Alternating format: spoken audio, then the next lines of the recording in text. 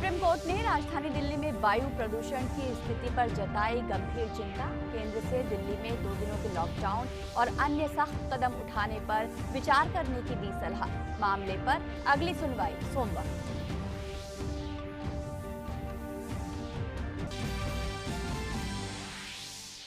केंद्रीय गृह मंत्री अमित शाह ने वाराणसी में अखिल भारतीय राजभाषा सम्मेलन का किया शुभारंभ। कहा, हिंदी सहित स्थानीय भाषाओं को मिले प्राथमिकता। वहीं उत्तर प्रदेश के मुख्यमंत्री योगी आदित्यनाथ ने कहा, हिंदी भाषा जनता की सामूहिक चेतना का करती है प्रतिनिधित्व।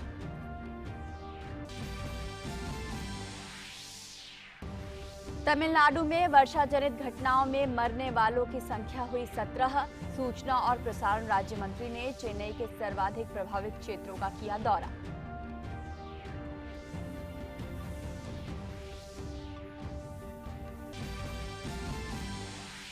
दुनिया भर में कोविड-19 से अब तक 25 करोड़ 31 लाख से ज्यादा लोग संक्रमित।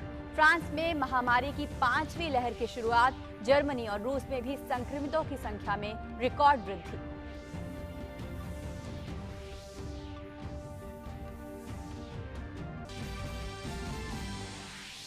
और राष्ट्रपति रामनाथ कोविंद आज राष्ट्रपति भवन में राष्ट्रीय खेल पुरस्कार 2021 प्रदान करेंगे।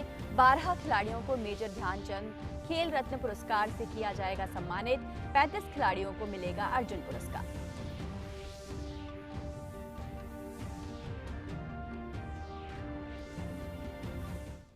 नमस्कार, समाचार विस्तार से। सुप्रीम कोर्ट ने दिल्ली में प्रदूषण के हालात पर चिंता जताते हुए दिल्ली सरकार की खिंचाई की है। कोर्ट ने दिल्ली सरकार और केंद्र से पराली जलाने और वाहनों से होने वाले प्रदूषण को रोकने के लिए शॉर्ट टर्म प्लान तैयार करने की बात कही है। एसजी तुषार मेहता ने कहा है कि पंजाब में पराली जलाई जा रही है, उसका दुष्परिणाम दिल्ली एनसीआर में नजर आ रहा है। कोर्ट ने सॉलिसिटर जनरल से कहा कि उनकी बात से लगता है कि अकेले किसान प्रदूषण के लिए जिम्मेदार हैं। शीर्ष अदालत ने दिल्ली की केजरीवाल की प्रदूषण की समस्या से निपटने के लिए उन्होंने क्या कदम उठाए हैं। अदालत ने सरकार से कहा कि प्रदूषण पर रोकथाम के लिए वे 2 दिन के लॉकडाउन लगाने पर विचार करें। इस मामले में अब अगली सुनवाई सोमवार को होगी।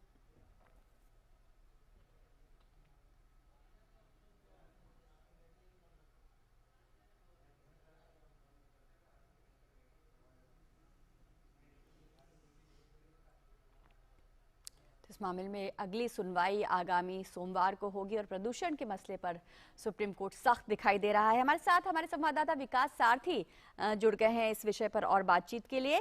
विकास, दिल्ली गैस चैम्बर बनी हुई है और सख्त कदम उठाना जरूरी है और इसीलिए शीर्ष अदालत ने भी अपनी चिंता जाहिर की है। निश्चित तौर पर लॉकडाउन लगाने की भी बात सरकार की तरफ से अदालत की तरफ से कही गई है। जी रजनी, सुप्रीम कोर्ट दरअसल इस मामले में अभी आज की सुनवाई में ये था, इस बात पर फोकस था कि क्या शॉर्ट टर्म इस तरह के निर्णय लिए जा सकते हैं जिनसे तुरंत इस पूरी हालात पर काबू पाया जा सके। जहां तक लॉन्ग टर्म पॉलिसी की बात है, उस पर सुप्रीम कोर्ट समय समय पर दिशा निर्देश जारी करता रहा है, जिसमें पराली जलाने को रोकने का मामला हो, चाहे वो पटाखों पर रोक की जो पूरी सुप्रीम कोर्ट की नीति थी वो हो। लेकिन अभी कोर्ट ने आज ये कहा कि जो अभी हालात बन रहे हैं, एयर क्वालिटी इंडेक्स जिस तरह से दिल्ली में है और अगले कुछ दिनों में इसमें किसी तरह से सुधार की संभावना भी नहीं दिखती, इसीलिए क्या 2 दिन के लॉकडाउन या 2-3 दिन के लॉकडाउन के बारे में विचार करेगी सरकार।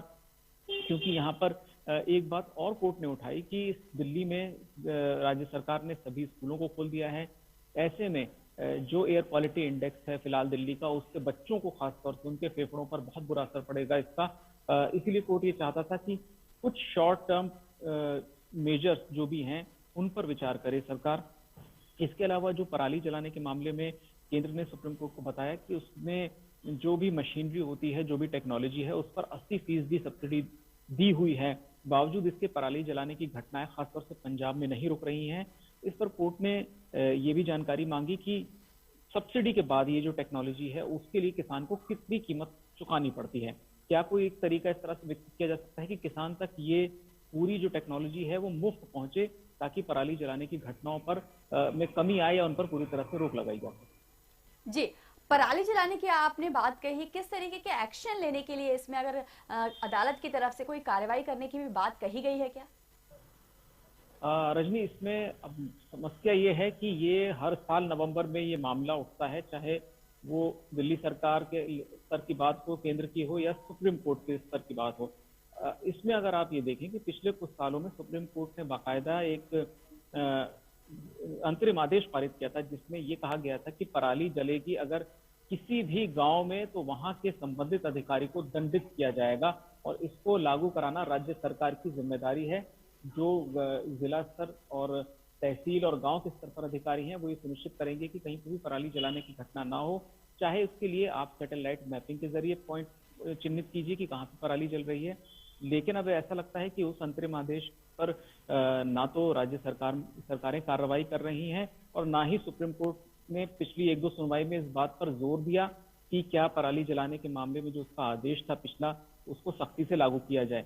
अब सुप्रीम कोर्ट ये कहता है कि किसानों को या तो ये सुविधा मुफ्त मिले तभी वो पराली जलाने से रोकेंगे।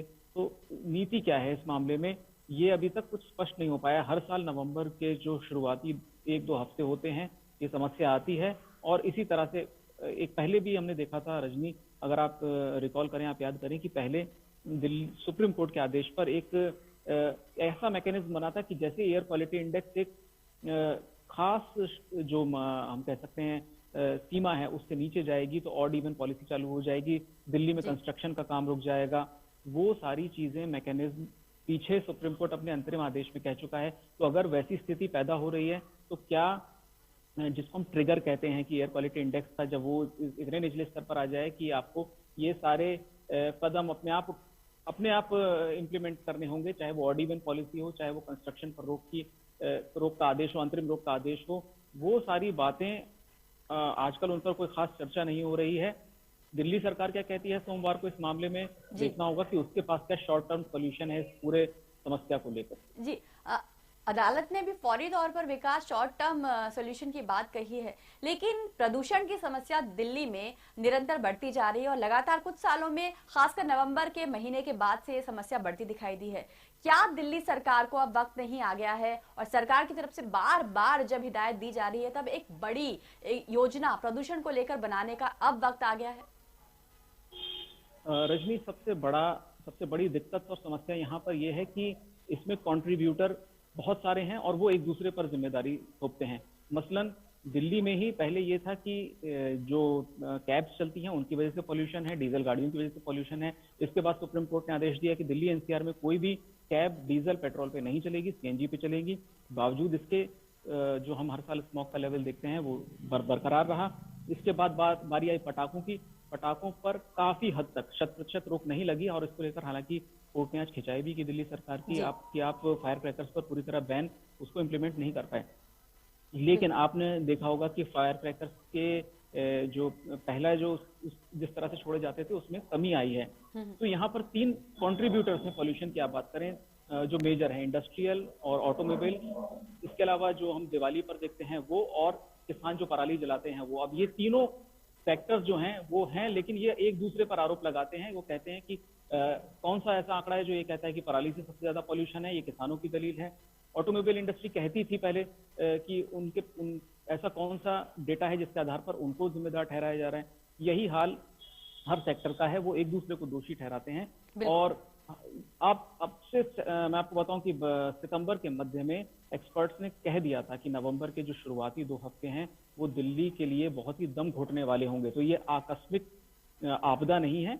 सितंबर के मध्य में ही ये प्रेडिक्शन था कि इस साल भी नवंबर में दिल्ली को उसी तरह से बुरी हवा का, उसी घुटन का सामना करना पड़ेगा। बावजूद इसके आखिरी में बात इस बात पर आ जाती है कि शॉर्ट टर्म मेजर्स क्या अपनाए जाएं। तो हर साल का ये एक परंपरा है कि नवंबर के शुरू के 2 हफ्ते में आपको शॉर्ट टर्म मेजर की बात करनी पड़ेगी, बावजूद इसके कि सुप्रीम कोर्ट भी कम से कम 6-7 साल से इस मामले की सुनवाई लगातार कर रहा है। बिल्कुल, तो क्या शॉर्ट टर्म वो गोल्स होंगे, क्या योजना होगी, इसी पर जवाब देगी दिल्ली सरकार सोमवार को। बहुत शुक्रिया विकास आपका हमारे साथ जुड़ने के लिए। और केंद्रीय गृह मंत्री अमित शाह ने उत्तर प्रदेश के 2 दिवसीय दौरे के दूसरे दिन आज वाराणसी में अखिल भारतीय राजभाषा सम्मेलन का शुभारंभ किया। इस सम्मेलन में उत्तर प्रदेश के मुख्यमंत्री योगी आदित्यनाथ समेत तमाम गणमान्य लोग उपस्थित थे। सम्मेलन में हिंदी भाषा की भूमिका पर चर्चा की गई। 2 दिवसीय सम्मेलन के पहले दिन 6 सत्र और दूसरे दिन 2 सत्रों का आयोजन किया जाएगा।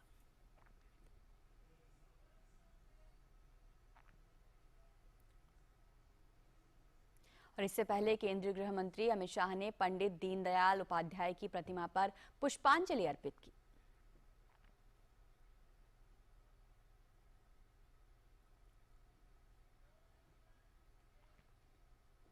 अमित शाह ने साहित्य अकादमी की ओर से आयोजित की गई प्रदर्शनी का अवलोकन भी किया।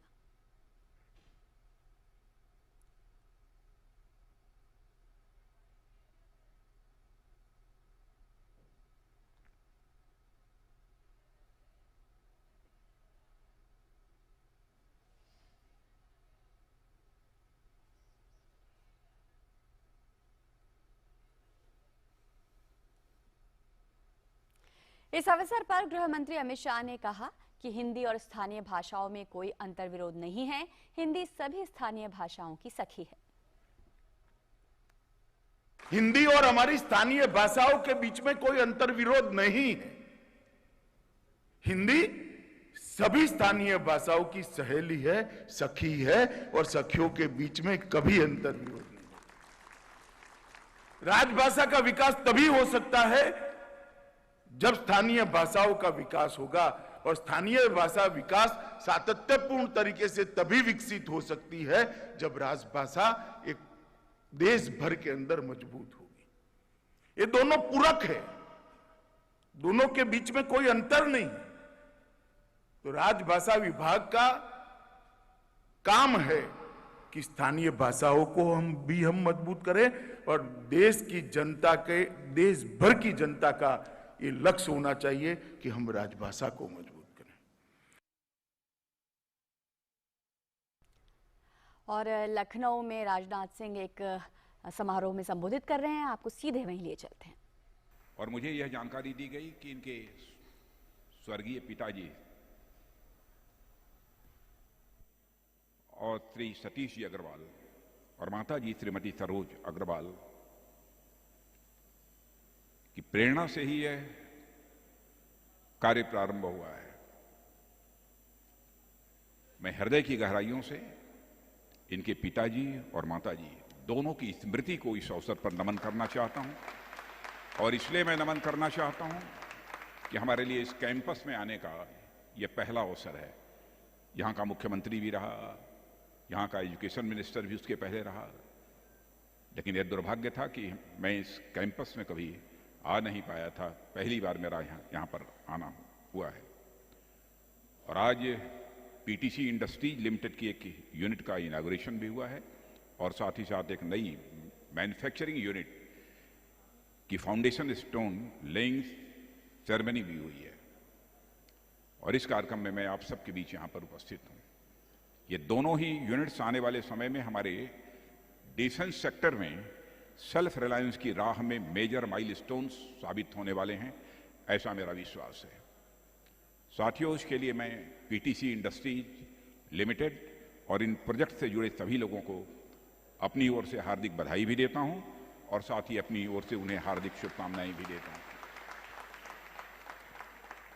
कास्टिंग और फोर्जिंग के क्षेत्र में जिन इंडियन कंपनीज ने दुनिया में बड़ा नाम कमाया है, पीटीसी इंडस्ट्रीज लिमिटेड उनमें से एक है, अग्रणी कंपनी है। और मुझे यह जानकर बेहद खुशी हुई है कि जिस प्लांट का भी उद्घाटन हुआ वह एरो इंजन कंपोनेंट्स और एरोस्पेस में टाइटेनियम और निकल अलॉय की कंपनीज बनाने वाली प्राइवेट सेक्टर की पहली मैन्युफैक्चरिंग यूनिट है यह। और इसी तरह जिस प्लांट का अभी शिलान्यास हुआ है वह भी टाइटेनियम और सुपर निकल एलॉय के रॉ मटेरियल का फर्स्ट प्लांट भी यह होगा। यानी आज के कॉम्पिटिटिव टाइम्स में नई नई टेक्नोलॉजी अपनाकर मैन्युफैक्चरिंग सेक्टर में कैसे आगे बढ़ा जा सकता है, पीटीसी एक इसका जीता जागता उदाहरण है। साथियों, मुझे बताया गया है कि इंडिया के साथ साथ यूएसए, फिनलैंड, नॉर्वे, चाइना और स्वीडन जैसी कंट्रीज की अनेक बड़ी और रिनाउंड कंपनीज को आप अपने प्रोडक्ट सप्लाई करते हैं। यह कोई छोटी बात नहीं है। फोर्ब्स और टाइम जैसी मैगजीन्स में आपकी कवरेज स्वयं अपने आप में बहुत कुछ बताती है। यानी पीटीसी इंडस्ट्रीज लिमिटेड के सीएमडी श्री सचिन अग्रवाल जी ने इंजीनियरिंग, मैनेजमेंट और फाइनेंस में जो मास्टर्स की डिग्री हासिल की है उसका असर पूरी तौर पर इस कंपनी पर दिखाई दे रहा है। और अभी हाल में ही पीटीसी ने रक्षा मंत्रालय द्वारा डिफेंस एप्लीकेशन के लिए क्रिटिकल ऑनलाइन फिटिंग्स, जिसे OLFs कहते हैं, का क्लियरेंस सर्टिफिकेट प्राप्त किया है। और इन क्रिटिकल OLFs के मामले में हम अभी तक बाहर के देशों पर निर्भर रहे हैं, लेकिन इस काम को पीटीसी ने प्रारंभ किया है। ऐसे में यह क्लियरेंस मेक इन इंडिया और डिफेंस सेक्टर की आत्मनिर्भरता में बड़ा कदम साबित होगा, मेरा ऐसा विश्वास है। इसके लिए मैं पुनः एक बार श्री सचिन अग्रवाल को और उनकी पूरी टीम को अपनी तरफ से हार्दिक बधाई देता हूं। साथियों, उत्तर प्रदेश में डिफेंस इंडस्ट्रियल कॉरिडोर और उसके अंतर्गत पीटीसी इंडस्ट्री लिमिटेड की इस यूनिट का निर्माण हमारे देश के अनेक महापुरुषों के विजन और हमारे माननीय प्रधानमंत्री श्री नरेंद्र मोदी जी के डिसीजन और डिटर्मिनेशन का परिणाम है। और आप जानते हैं कि हमारे देश में आजादी के बाद देश की आर्थिक स्थिति इंडस्ट्रीज के माध्यम से कैसे सुदृढ़ होगी, इसे हमारे विजनरीज ने बहुत पहले ही देख लिया था। स्वदेशी उद्योगों को बढ़ावा देने को लेकर महात्मा गांधी के क्या विचार थे, हम सब जानते हैं। 1918 में फेमस ज्यूरिस्ट और इकोनॉमिस्ट बाबा साहब अंबेडकर ने लिखा था, मैं बाबा साहब अंबेडकर को कोट करना चाहता हूं, कि देश में एग्रीकल्चर के सेक्टर में जो सरप्लस लेबर है उसका समाधान देश की मॉडर्न इंडस्ट्री की ग्रोथ से ही संभव है और किसी दूसरे माध्यम से संभव नहीं है। और आप लोग अवगत होंगे कि तो रक्षा मंत्री राजनाथ सिंह लखनऊ में रक्षा क्षेत्र की एक निर्माण इकाई के उद्घाटन के एक समारोह में संबोधित कर रहे थे। उन्होंने कहा कि पीटीसी कंपनी के मैन्युफैक्चरिंग हब की आधारशिला आज रखी गई, जो रक्षा के क्षेत्र में एक मजबूत नाम बनकर सामने है और कई देशों को अपने रक्षा उत्पाद बेच रही है। और बुलेटिन में आगे बढ़ते हैं। गृह मंत्री अमित शाह ने भाषा को मौलिक चिंतन का पूरक बताते हुए कहा है कि जो देश अपनी भाषा को खो देता है वह देश अपनी सभ्यता को भी खो देता है। हिंदी भाषा के लिए ढेर सारी चीजें कंट्रोवर्सी खड़ी होने का प्रयास किया गया। मैं बचपन से देखता था कि अंग्रेजी नहीं बोलने आती, अंग्रेजी नहीं बोल सकते, तो एक लघुता ग्रंथि की निर्मित बच्चे के मन के अंदर हो। मैं आपको दावे से कहता हूं कि कुछ समय के बाद ऐसा समय आएगा कि मेरी भाषा में नहीं बोल सकता, इसलिए लघुता ग्रंथि का अनुभव। जो देश अपनी भाषा खो देता है वो कालक्रम में अपनी सभ्यता को भी खोल देता है, अपनी संस्कृति को भी खो देता है और अपने मौलिक चिंतन को भी खो देता है। और जो देश अपने मौलिक चिंतन को खो देते हैं वो दुनिया को आगे बढ़ाने के लिए कंट्रीब्यूट नहीं कर सकते, योगदान नहीं कर सकते। इसलिए हमारे लिए बहुत महत्वपूर्ण है कि हमारी भाषाओं को हम संभाल। उत्तर प्रदेश के मुख्यमंत्री योगी आदित्यनाथ ने कार्यक्रम में अपने संबोधन में हिंदी भाषा को देश और विदेश में सर्वाधिक बोली जाने वाली भाषा बताया। योगी आदित्यनाथ ने कहा कि प्रधानमंत्री नरेंद्र मोदी ने दुनिया भर में हिंदी भाषा की गरिमा बढ़ाई है।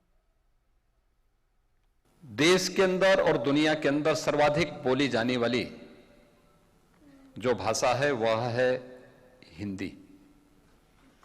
लेकिन हिंदी की उपेक्षा आप इसी से समझ सकते हैं कि इस सम्मेलन को आयोजित करने में भी आजादी के बाद 75 वर्ष लग गए, और वह भी तब जब इस देश के अंदर प्रधानमंत्री मोदी जी ने लगातार न केवल देश के अंदर बल्कि दुनिया के हर बड़े मंच पर पूरी प्रामाणिकता के साथ हिंदी में अपने उद्बोधन के माध्यम से भारत और भारतीयता को एक नई पहचान दी, एक नई ऊंचाइयां दी हैं। योगी आदित्यनाथ ने लोगों से हिंदी भाषा का प्रचार प्रसार करने का आह्वान किया। सबकी भी जिम्मेदारी बनती है, देश के अभिभावक के रूप में, देश के संवैधानिक प्रमुख के रूप में, अगर पूरे भारत को एक भारत श्रेष्ठ भारत के रूप में प्रधानमंत्री मोदी जी उसका माध्यम हिंदी को बनाते हैं, लोक भाषा को बनाते हैं, तो आज हम सबका भी दायित्व बनता है कि हम भी अगर अपने अपने क्षेत्र में योजक बनकर के कार्य करना प्रारंभ कर देंगे, कोई कारण नहीं कि जो कार्य आजादी के तत्काल बाद होना चाहिए था, अब आजादी के अमृत महोत्सव वर्ष पर ही हम उस कार्यक्रम को तेजी के साथ आगे बढ़ा पाएंगे तो अवश्य सफलता प्राप्त होगी। रुक करते हैं तमिलनाडु का। तमिलनाडु में भारी बरसात के कारण अब तक 17 लोगों की मौत हो चुकी है। राज्य के राजस्व और आपदा प्रबंधन मंत्री ने बताया है कि राज्य भर में सैकड़ों की तादाद में मकान क्षतिग्रस्त हो गए हैं। निचले इलाकों में रहने वाले 14,000 से ज्यादा लोगों को 259 शिविरों में रखा गया है। चेन्नई में 2,888 लोगों को 55 राहत शिविरों में शरण दी गई है। उत्तर पूर्वी मानसून के कारण 68,652 हेक्टेयर कृषि भूमि प्रभावित हुई है। राज्य सरकार ने जिला अधिकारियों को 33% से अधिक नुकसान वाली कृषि भूमि का आकलन करने का निर्देश भी दिया है। मौसम विभाग ने नीलगिरी में कुछ और दिनों के लिए भारी बारिश की भविष्यवाणी की है, जिसे देखते हुए नीलगिरी की यात्रा से बचने की चेतावनी भी जारी की गई है। वहीं चेन्नई में आज बारिश के अनुमान के कारण स्कूल और कॉलेज को बंद करने का आदेश दिया गया है। और सूचना और प्रसारण, मत्स्य पालन, पशुपालन और डेयरी राज्य मंत्री एल मुरुगन ने आज चेन्नई में बारिश से प्रभावित इलाकों का दौरा किया। उन्होंने सुबह अम्बत्तूर के पास पत्तरावक्कम इलाके का दौरा किया। एल मुरुगन ने स्थानीय लोगों से बातचीत की और जरूरतमंदों को राहत सामग्री वितरित की।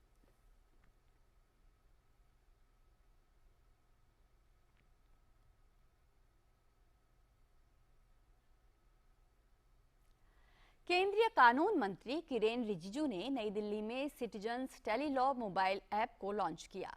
उन्होंने इस एप्लीकेशन के लोगो का भी उद्घाटन किया। इसके जरिए आम लोगों को कानूनी मदद दी जाएगी। यह ऐप लाभार्थियों को सीधे कानूनी सलाह और परामर्श देने वाले वकीलों के पैनल से जोड़ेगा। आम लोगों को वकीलों के माध्यम से कानूनी परामर्श दिलाने में उनकी मदद करने और न्याय सुनिश्चित करने के उद्देश्य से इस मोबाइल ऐप को तैयार किया गया है।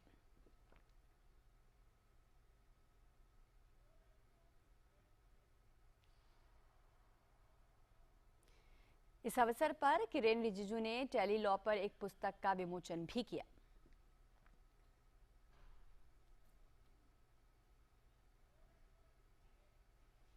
इस कार्यक्रम में पैरालीगल वॉलंटियर्स, ग्राम स्तरीय उद्यमियों और राज्य समन्वयकों सहित अग्रिम पंक्ति के पदाधिकारियों को भी सम्मानित किया गया। कानून और न्याय सचिव वरुण मित्रा ने कार्यक्रम को संबोधित करते हुए कहा कि टेलीलॉ से संबद्ध 50,000 लोग इस कार्यक्रम से वर्चुअल रूप से जुड़ चुके हैं। Today, Telilaw is operational in 633 districts in 34 states and UTs, and we have now covered 51,434 CSCs. This project also saw a huge surge in the beneficiaries of 369% during 2021. The medium was extensively used by common citizens for asserting their rights and entitlements during the COVID pandemic period. And I am proud to say that we have touched a new milestone in October 2021 with more than 12 lakh citizens being benefited by Telilaw.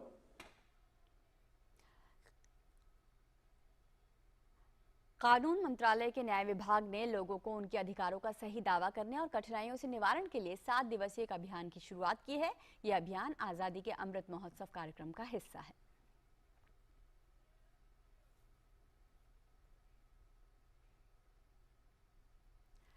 और आजादी के सफर के आज के episode में हम श्रद्धांजलि देंगे कालोजी नारायण राव को, साथ ही बात करेंगे मिंजूर भक्तवत्सलम की।